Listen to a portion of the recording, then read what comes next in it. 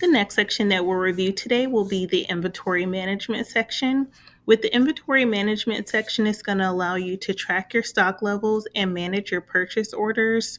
So as you can see, we do currently have Red Freedoms in stock.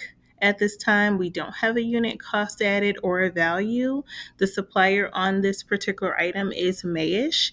Now, if I wanted to edit this particular item, I would just go to the edit button here.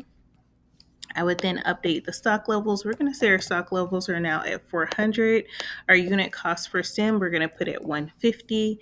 And our selling costs, we're going to put those at 350. Let's do 350 just to give ourselves some extra cushion there. And then we'll put our reorder point at 50, our low stock levels at 50 as well.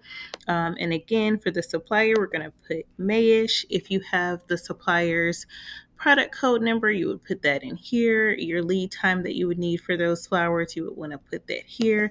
And then we're going to put cooler A as the location for those items and hit update. So now those have been updated. We're going to go ahead and add in a new item so you can see what that item would look like. When you add a new item in the system, we're going to add some balloons in the system today. As you can see, there are several categories you can choose when adding an item into your inventory. You can also add the name, which is going to be a required field.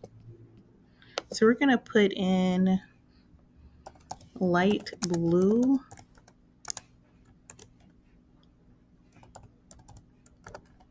Light blue balloons. We're not going to do a description. We're just going to put light blue here.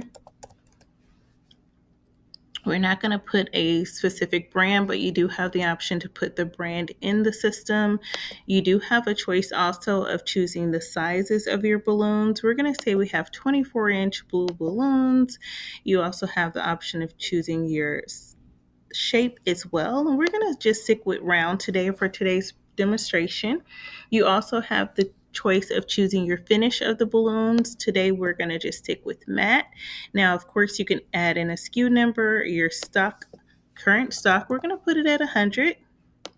Now, because this is going to be balloons, it's not going to be based on your stems.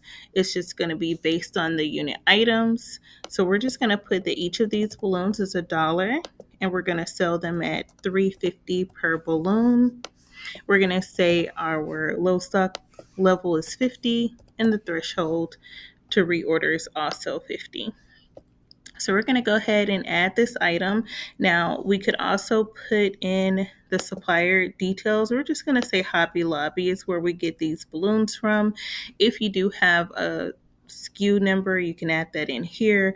Your lead time, you can put 1 day, whatever the case may be. And then the location, you can just put back office top shelf. And then if you had any notes you want to put in, you can put that in as well. So you simply add the item. Once you have that added, it will then display on your main page to show that that has been added.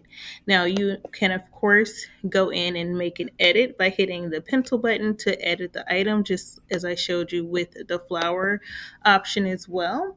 So with this, you're also able to do AI forecasting. So we can click on this and run an analysis and predict future needs for our inventory that we may have coming up.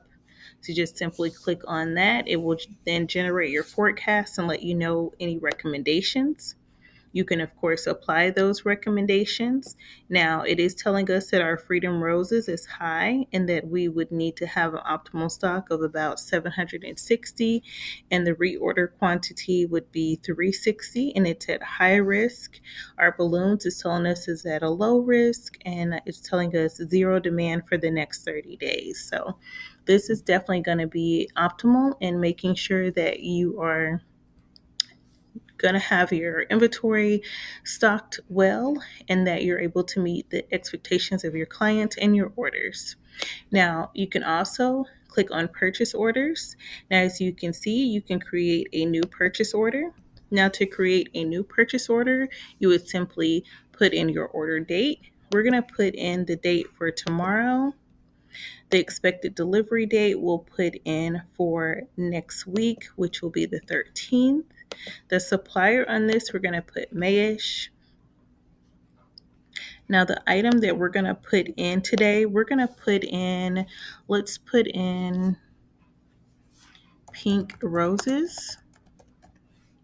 We're going to order, let's say 100 of those. The cost per item is going to be $150.